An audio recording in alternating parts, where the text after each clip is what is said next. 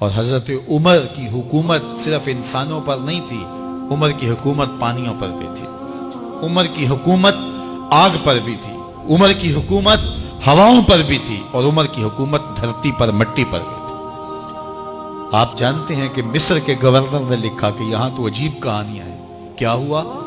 کہا کہ دریائے نیل اتنی دیر تک چلتا نہیں جب تک ایک نوجوان لڑکی کو زیورات سے آراستہ کر کے نیل میں ڈالا جاتا ہے، پھر نیل چلتا ہے، اور یہ برسا برس رسم جاری ہے۔ حضرت عمر کے پاس جب یہ پیغام پہنچتا ہے تو حضرت عمر نیل کو خط لکھ رہے ہیں، بسم اللہ الرحمن الرحیم، مصر کے نیل کے نام عمر کا خط، اور آگے لکھتے ہیں، اے نیل اگر تو اللہ کے حکم سے چلتا ہے تو چل، ورنہ تیری کوئی ضرورت نہیں ہے۔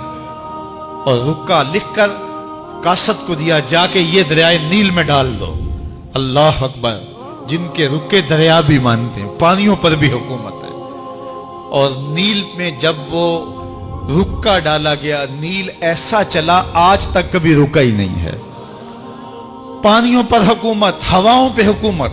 مسجد نبوی کا ممبر ہے، عمر خطبہ دے رہے ہیں، عراق کے علاقہ نہاون میں جنگ ہو رہی ہے، مدینے سے 1 مہینے کی مسافت ہے، 1 مہینہ مسلسل چلیں تو نہاون آتا ہے۔ حضرت عمر خطبہ دیتے دیتے درمیان میں جملہ معترضہ کا، یا ساریہ الجبل، اے ساریہ پہاڑ نہ چھوڑنا۔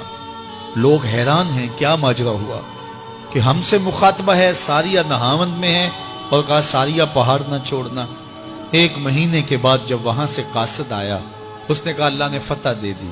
کہا کیسے؟ کہا پہاڑ کو چھوڑ کر دشمن پر ٹوٹنے لگے تھے، آگے بڑھنے لگے تھے، ان پر حملہ آور ہونے لگے تھے۔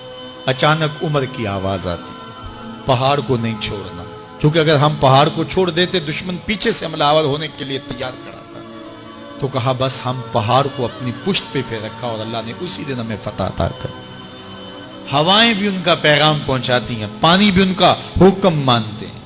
اس زمانے میں فائر بریگیڈ سسٹم نہیں تھا، لیکن ایک آگ بڑھتی آ رہی ہے شہر کی طرف۔ لوگوں نے حضرت عمر کو بتایا، امیر المومنین، آگ پھیلتی آگے بڑھتی چلی آ رہی ہے اور شہر کو اپنے قابو میں لینے والی ہے۔ عمر اپنی چادر اتارتے ہیں اور حضرت تمیم داری کو دیتے ہیں، کہا یہ چادر لے جاؤ اور ایسے ایسے کرو، آگ پیچھے بھاگتی چلی جائے۔ تو چادر ہلاتے جاتے ہیں حضرت تمیم داری، اور آگ پیچھے بھاگتی چلی جاتی۔ مٹی بھی حکم مانتی ہے۔ ایک لونڈی کھڑی رو رہی ہے راستے میں، کہا تجھے کیا ہوا؟ کہا ٹھوکر لگی، میرا تیل زمین میں بہہ گیا، میری مالکہ بڑی سخت ہے، وہ مجھے کہے گی تم نے یہ کیا کیا۔ عمر درہ زمین پہ مارتے ہیں، فر الارض الم عادل علیک، زمین عمر نے تیری چھاتی پہ عدل نہیں کیا؟ تو عمر کے ہوتے ہوئے اس کا تیل پی جائے؟ زمین تیل باہر نکال دیتی ہیں، فرماتے ہیں ڈال لے اپنے برتن میں۔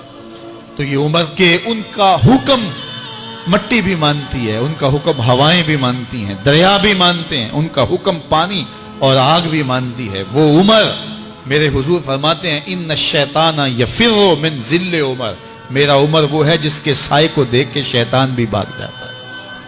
حضرت عمر رضی اللہ تعالیٰ عنہ نے ایک بہترین نظم و نسق دیا اور امور سلطنت کو اس انداز سے منظم کیا۔ ایک غیر مسلم مفکر کہتا ہے، اگر اس امت کو ایک اور عمر مل جاتا پوری دنیا پہ حکومت مسلمانوں کی